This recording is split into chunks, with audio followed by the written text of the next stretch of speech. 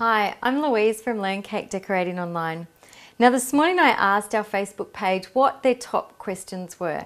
So we've got a whole list of questions and I'm going to do my best to answer as many as I can, as in depth as I can, without going into full tutorials.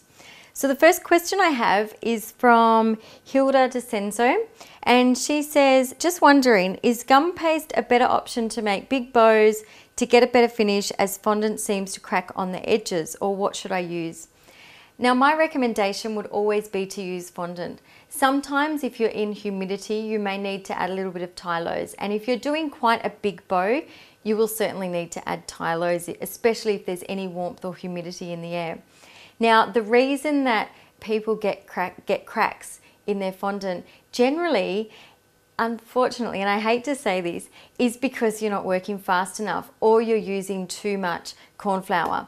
When you're working with fondant, you do need to work quite quickly, because as it dries out, and particularly if you're working in air conditioning, you do get that surface that starts to kind of firm up and crack very quickly, and we call it in the industry elephant skin.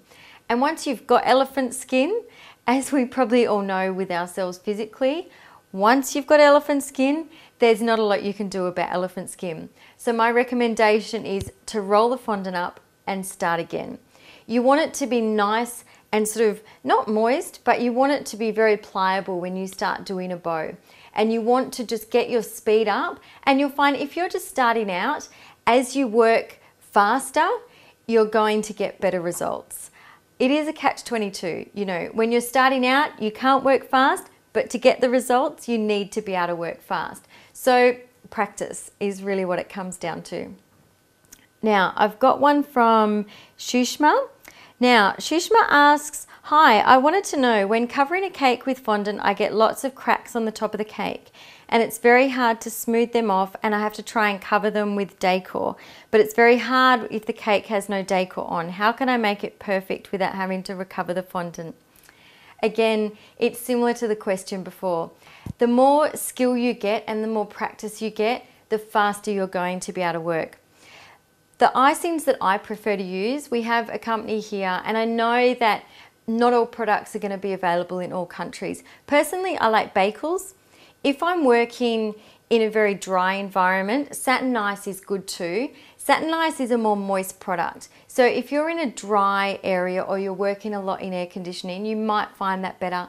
But try a few different brands, and some brands will allow you a little bit longer to get the result that you want.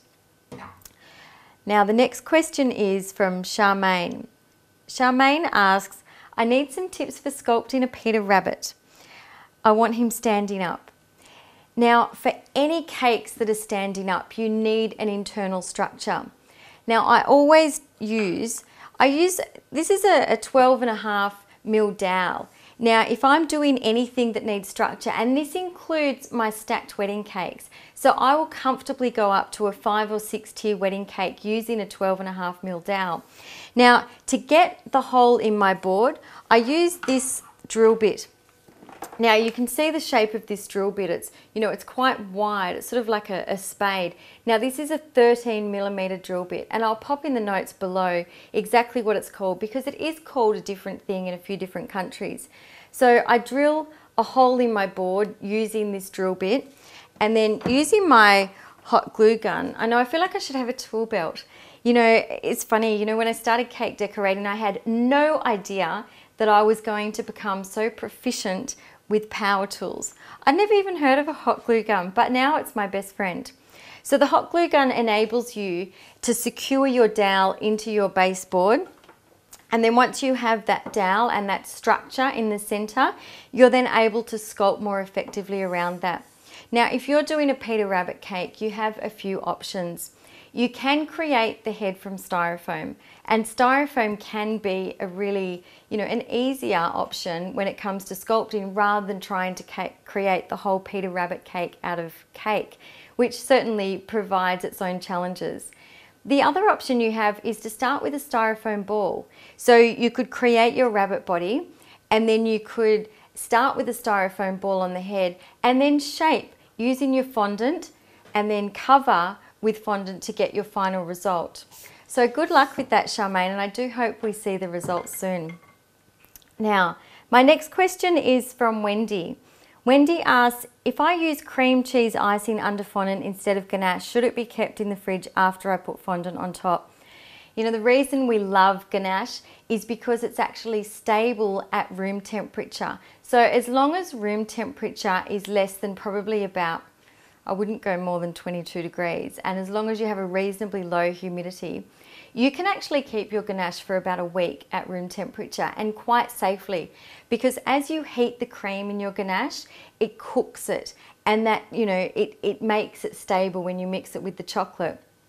Cream cheese, I wouldn't be so certain. If you were doing a cake on, you know, on Monday and you were going to deliver it on Tuesday, your cake was cool, your room was air conditioned, and you were certain that you had a stable temperature with no humidity in the air, you would probably be okay. But if you were going to keep it any longer than that, I certainly wouldn't be risking cream cheese. You know, once you end up with an issue, you know, you're dealing with food. So I suppose, you know, my motto is it's always better to be safe than sorry, unless you've got something that's tried and true and you know you can keep it at that temperature and you know you have stable conditions. And I think anyone who's been decorating for a while knows that, you know, you sometimes think that everything's going to be okay, but when you deliver a cake to a venue, the cake that you thought was going to be inside in perfect air conditioning is suddenly in a marquee in 35-degree heat. So in Australia in particular, because we have such variable weather conditions, we do lean towards ganache because it is the safest and, you know, most stable option that we have. Okay, so my next question is from Cynthia. And Cynthia asks, please help us with stacking and the best way to transport a big cake. So first of all, stacking, I have a couple of tips that I like to use. As I explained earlier, I always use a center pole. So once a cake is 3 tiers or more, I always recommend a center pole. Firstly, because it helps you visually, you know, if you've got your cake board and you've drilled a hole perfectly in the center, of course you've measured that, you drill a hole in the center and then you have your center pole. So, you know, you drill your hole, you slide it down to the point that you want it at. Each tier, as you slide it on, is going to be perfectly centered. Now this helps stop any wonky cakes, because if you're doing things by eye and you're not center poling, the potential for wonky cakes is certainly there. Now if you think you're gonna slam on the brakes in your car, and sometimes it may not always be you that's delivering the cake. I know quite a few cake friends that have their boyfriends or partners deliver the cakes, and sometimes they might forget that the cake is in the back and perhaps go too fast around a corner or pop the brakes on. Now, if you've got a cake that is center poled and there's a hole in that board that is only the same size as your center pole, it doesn't matter if there's a little bit of, you know, there's a bit of movement in the car, because as long as your baseboard is secure, your cake is center poled, then that tier can't slide off and hit the windscreen or, you know, the back screen for that matter. So center poling is always your first port of call for a secure cake. The second thing I do is I always use dowels. So there's 2 different types of dowels you can use. You can use these wooden dowels, which have been around forever, and you can buy these from any cake decorating store. A more recent advancement in the cake decorating world is these straws. Now, these are called bubble tea straws, and you can buy these online. I think you can probably get them on eBay, but if you Google buy bubble tea straws, you'll be able to find some. Now, these are plastic, and when you cut these, because when you put them into the cake, the downward pressure from your tiers actually means that these will be as strong as wood.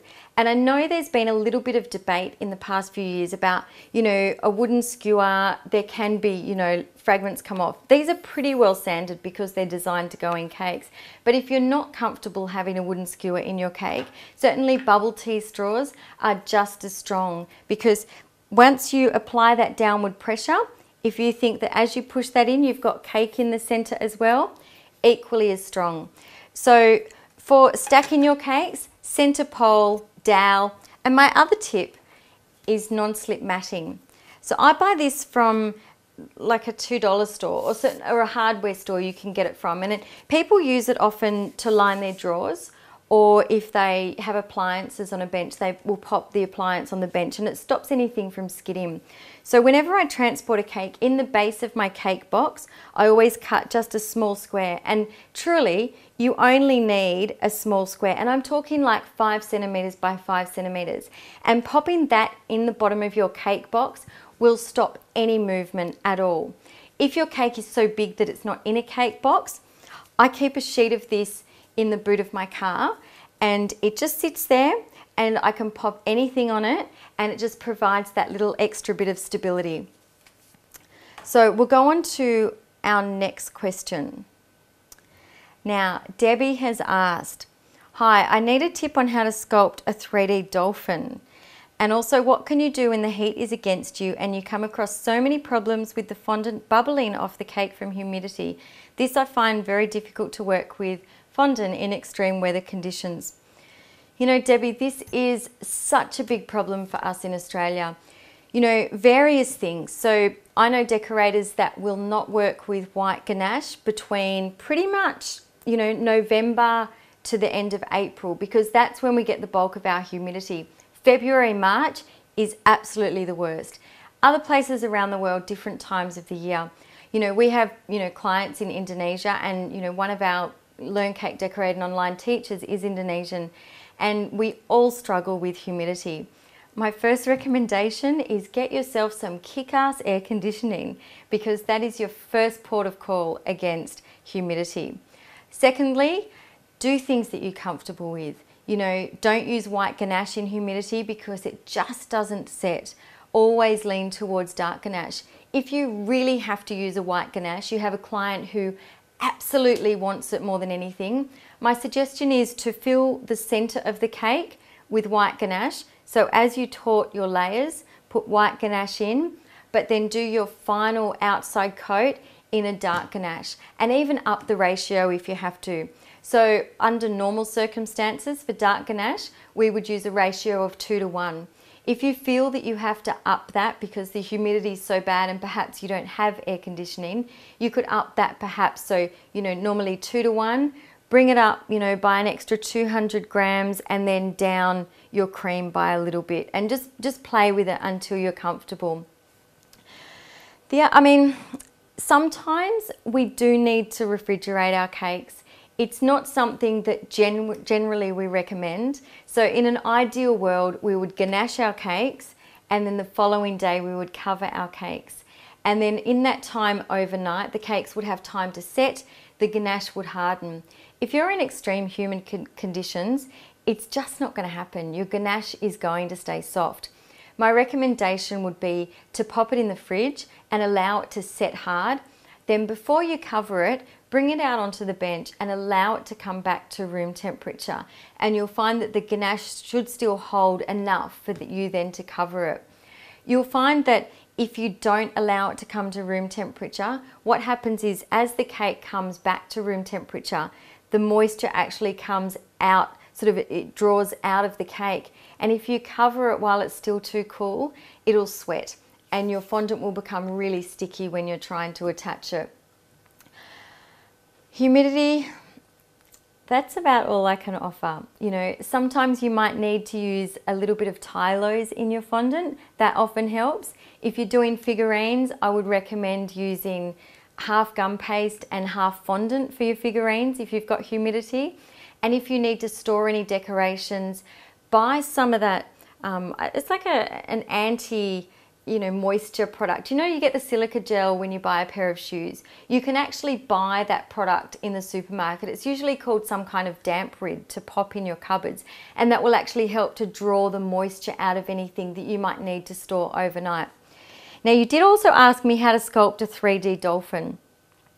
That possibly is a little bit of a longer conversation, so I might leave that to another time. So now my next question is, Carolyn, is there a guide to how much fondant is required to cover cakes? I often colour more than I need to because I want to make sure I have enough. I do use the leftover for making flowers, and is there a way to estimate how much is needed to make frills? I suppose when you're estimating how much you need. There are certainly some guides. There's guides online. If you Google, if I'm making an 8-inch cake, how much fondant would I need? So as a rough guide, I would find if I'm covering an 8-inch round cake, I would colour about 1 kilo of fondant. Give or take a little. Some people will cover, 1.2 kilos for an 8-inch round cake, but you would have a little bit left over. The reality is, if you want to cover your cake and then you want to do the board the same colour, you're going to want to have an exact match.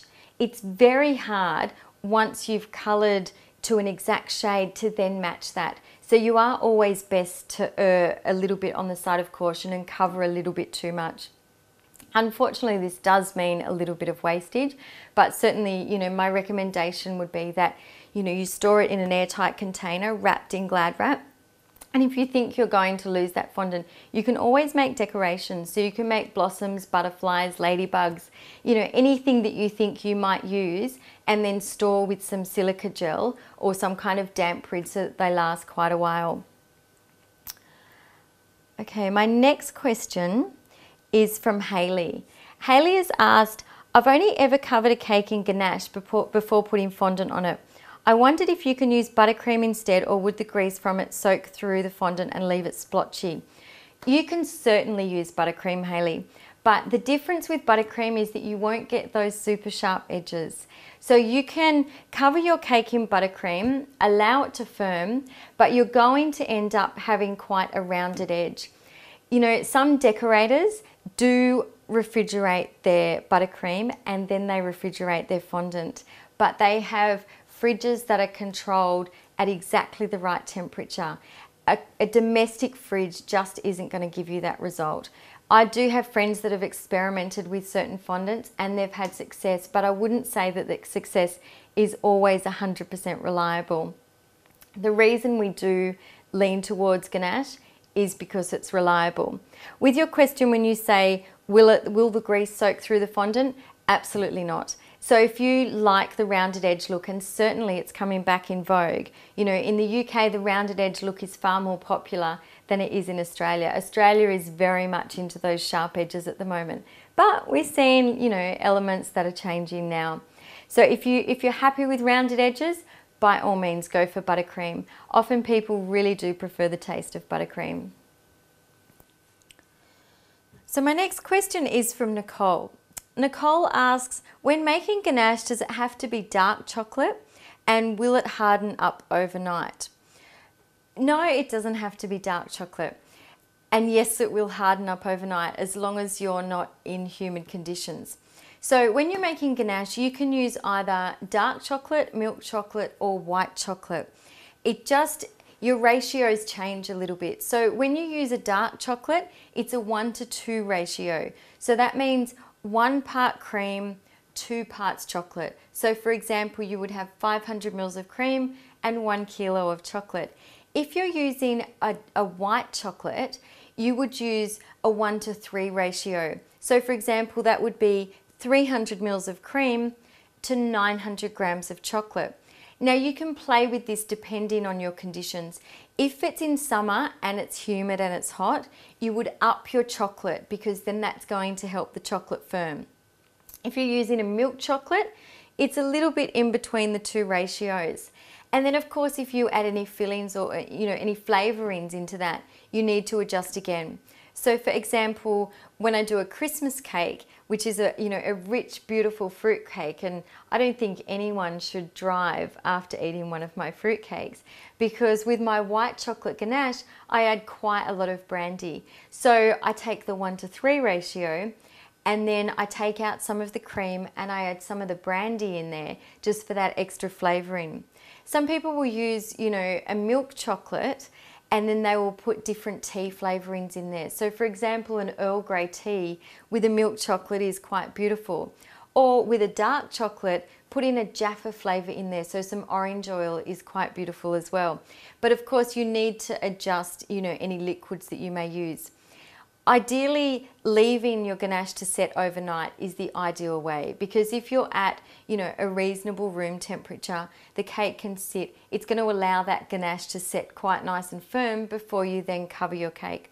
Of course, different weather conditions can throw everything, out of the water. And in Australia, we often have really varying weather conditions. So you do need to adjust. And, to be honest, this comes with experience. The more cakes you do, the more things that happen, the more you learn to deal with these outcomes. So Nicole also asks, will you be making a video on how to sculpt male and female figurines? Nicole, it won't be long. My next question is from Cheryl. Now, Cheryl asks, why after buttercreaming my cake, filling, weighing down to push the excess out, then crumb coating after a few hours of weighing down, do I still get bulges forming where the cake's filling under my fondant? It's so frustrating. Cheryl, I completely hear you. And you're using buttercream. The same thing can happen with ganache.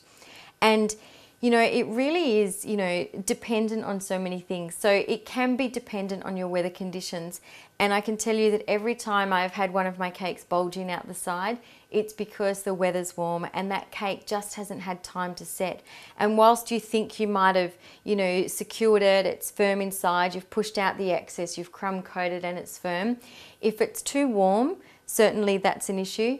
Or, even if your buttercream or ganache is too warm in the center and, it's setting outside, and then as you push that fondant down, often when you're using a fondant smoother, you don't realize how much pressure you're actually putting on that cake. So without realizing it, as you're covering the cake, you might be pressing down a little bit too much, and then that cake will be bulging out the sides.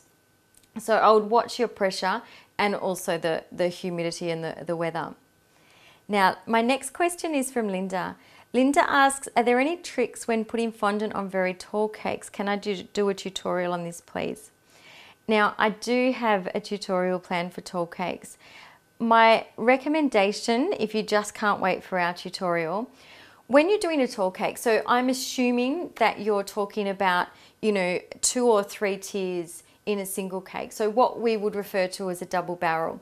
Novelty cakes are a little bit different because you can always hide seams anywhere. So, you can, I guess, cover from the top down and then sort of bunch out your fondant to create seams and then cover them with whatever your decoration is. If you have a 2 or 3 tier cake, you actually, instead of covering from the top down, you need to cover around. So the basic guideline is, if something is taller than it is wide, you're going to have problems covering it from the top down.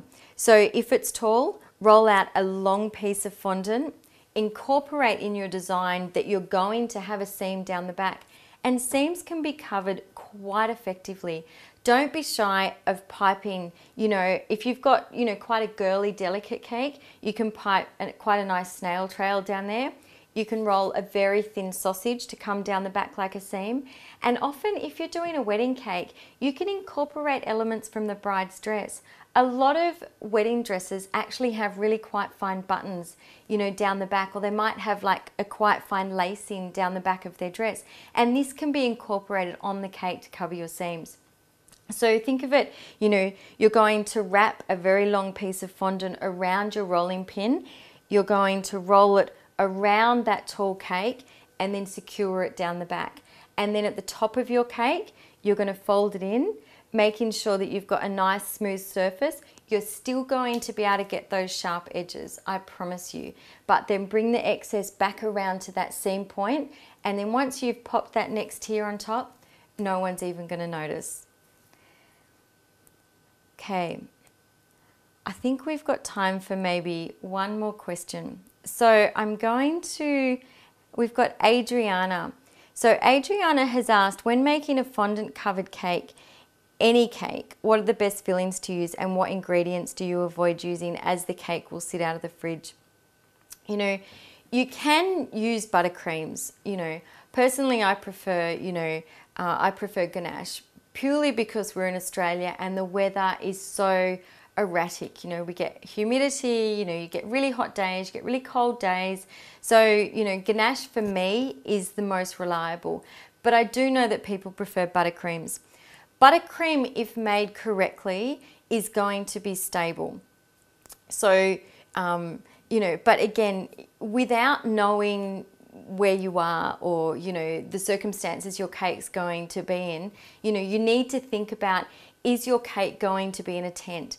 So if you're thinking about the event, you know, I would always ask the bride, you know, where is the cake going to be? Is it going to be in an air-conditioned room? Take into account the month that you're in.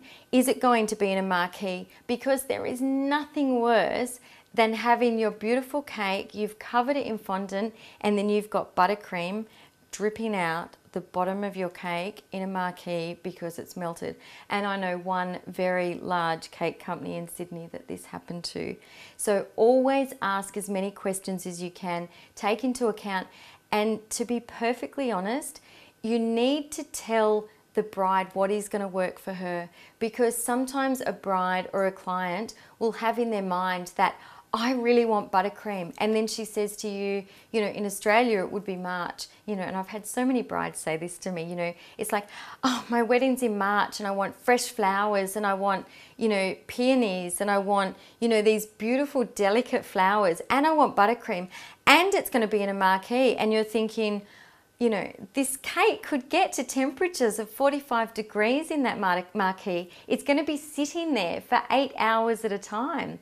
So you need to say to that person, you know, I want your cake to look the best that it possibly can until you cut that cake. It needs to be served and it needs to taste good. So you need to take into account all those factors, and you're only going to know those factors if you ask the questions. You can use buttercreams, you can use ganaches, you can use whatever fillings you like, but you need to take into account the circumstances and the conditions that the cake will be in. So I hope this has helped you. I hope that everyone has taken a few tips and, you know, tricks and whatever I can give you. Certainly, you know, if you guys get some value out of this, I'm more than happy to answer your questions again, because I think, you know, cake decorating is one of those things, you know, there's only so much, you know, you can just learn from, you know, reading things. It's so good to hear something and ask your questions and have your specific questions answered. So I hope you enjoyed it. I hope you're enjoying our tutorials. If you're not a member of our site, check out our YouTube channel and you'll see some of the, you know, some of the behind the scenes, the promos, and what actually goes on inside our website. I hope to see all of you either on our Facebook page or in our website at learncakadecoratingonline.com very soon.